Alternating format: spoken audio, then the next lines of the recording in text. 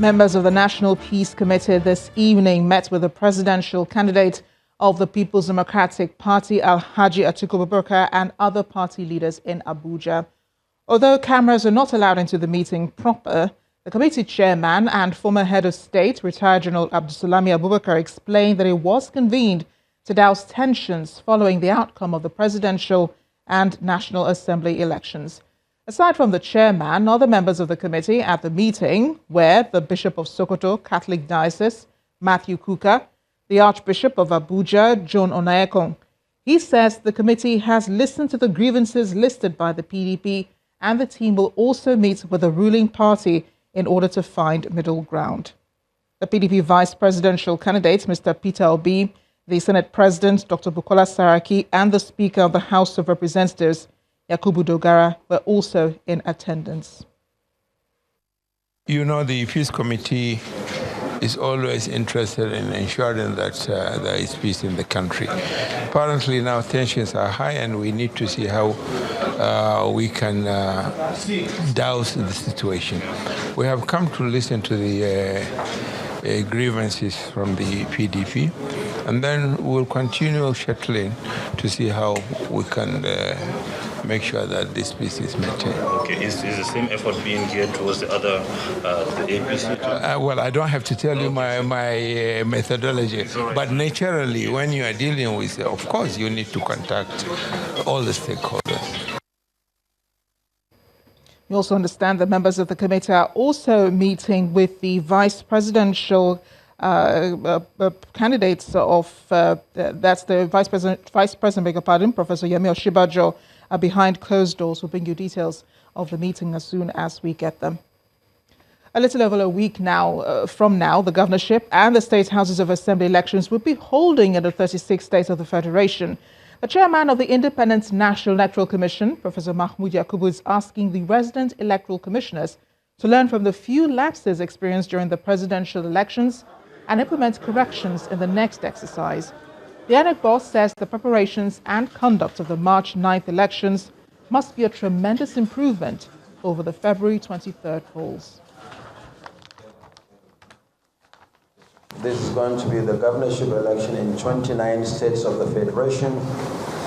As you are aware, in 7 states, the governorship elections are staggered and conducted off-season. We have since concluded these elections.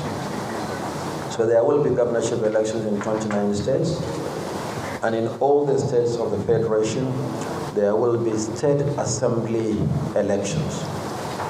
And in the Federal Capital Territory, where the area council elections coincide with the general elections, we are also conducting elections into 68 constituencies, made up of 6 area council chairmen and 62 councillors. So we thought that since the resident electoral commissioners were here with the state collation officers for the presidential election, it is important for us to meet and review the experiences of the last election with a view to strengthening our processes towards the successful conduct of the state elections on Saturday, March the 9th. We have gone very far with all the arrangements for the elections. Elections will hold on March the 9th for the election of governors of states as well as members of their state assemblies. So in short, the purpose of this meeting is in keeping with the tradition of the Commission. Once you conduct the national elections, you take stock and review so that processes and procedures are strengthened, learning from the experience of previous elections before we go into the state elections. The governor of Rivers State, Nyesom Wike, warns against the use of military for election assignment. He, however, believes that the governorship election in the state is already a done deal, and any attempt to use security intimidation against him will not yield results. Governor Wike was speaking during a visit of the deputy candidate of the SDP in the state and some executive members who defected to the PDP at his campaign office in Port Harcourt, Rivers State. Let me tell you, those of you who have not known me, go home and sleep. Nobody. nobody born of a woman can stop us from victory. Nobody. It doesn't matter the gunboats. It doesn't matter the personnel they come with the weapons. But he who has all the weapons is with us. He who fights for us is always with us. So don't be shaken, don't be worried. They came with all they could come with. God said, no, it's not possible. River State is God's own state. We have dedicated this state to God. And I want to say again, this state is a Christian state. I owe no apologies to anybody. Anybody can go and plan against me. You are not planning against me, you are planning against God. One of the political parties that will be participating in the governorship and state houses of assembly elections in the 36 states of the Federation is the People's Democratic Party, the PDP. But the party is raising alarm over what it calls the militarization of the South-South ahead of the elections.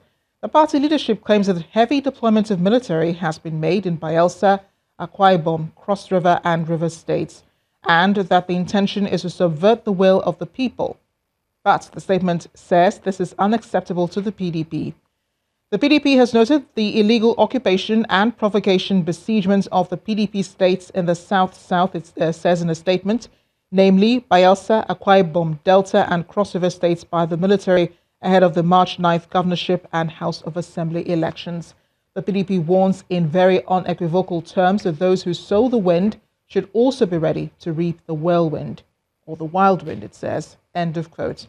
The party adds that the election is not between the APC and the PDP, but between the state apparatus of power and the PDP.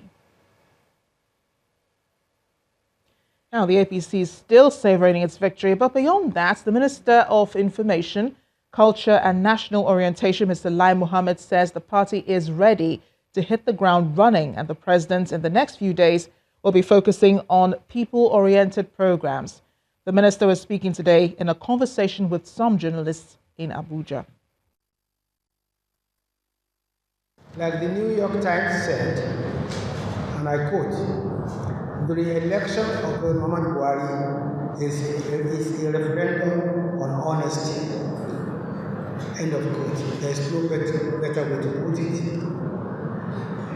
Last weekend's election is a direct contest between ordinary Nigerians and the elites, and the result is that ordinary Nigerians have won. I want to state that the building of a strong, secure, economically buoyant, and corruption-free society is the responsibility of all of us, and it is achievable.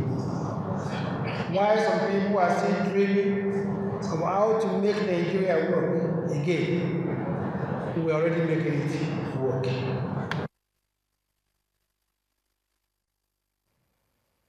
Joining us now is economist and CEO, Economist Associates, Dr. Ayo Teriba, to discuss the latest, I guess, we're hearing on the aftermath of the presidential elections. Thank you for joining us on the News at 10. Thank you very much, Amma. So this government now has a fresh mandate to lead the country for the next 4 years. What should be its priority now? Another mandate. Another mandate, that's a second right. term. A second term. Well deserved. Whichever way you well put deserved, it. I would say. Okay. We've had the past 4 years. You can say 3.5, but it's more than 3.5. It's just 3 months before the 4th year, in which the president leading a regime that a tenure or administration, not a regime. It's not a military regime. Sorry. Go on, please. You can debate that. Leading a regime, that came in with a lot of credibility, with a lot of trust from the populace to make a difference. Their mantra was change. Yeah. And we need to focus on what we learned in those 4 years and what we should do differently. As regards the economy? As regards the economy, in the next 4 years. I listened to Alhaji Lai Muhammad just now, saying the things they will do for the people. And one single message, from the first term to the second term, is that the focus was a lot about what we wanted to do for the people, for the economy, for diversification, for growth, for unemployment, for poverty. And we omitted one thing, and I'm urging Nigerians and the new government to try and deal with that one thing that we omitted. Is that economics is about means and ends. And, we get consumed about the ends that we want to achieve, and we often forget the means with which to achieve it. So I can sum up the first term about that. Yeah. That we were all about ends, and then we couldn't find the means to deliver all that we aspire to do. So in this second term, I urge the president and the government to try and let us speak more about where to find the means to achieve the ends, so that more ends can be achieved. If you think I'm speaking... Yeah, you might want to simplify that, for the rest of Nigerians, what you think should be done to stabilize the economy going forward, because it's been rather topsy-turvy for a while now. You are making the same mistake now. You're talking of stability. Okay. There are three things. So I'm still talking about the ends. Yes, I'm not talking about the means. About the means. Okay. So it's about growth, it's about stability.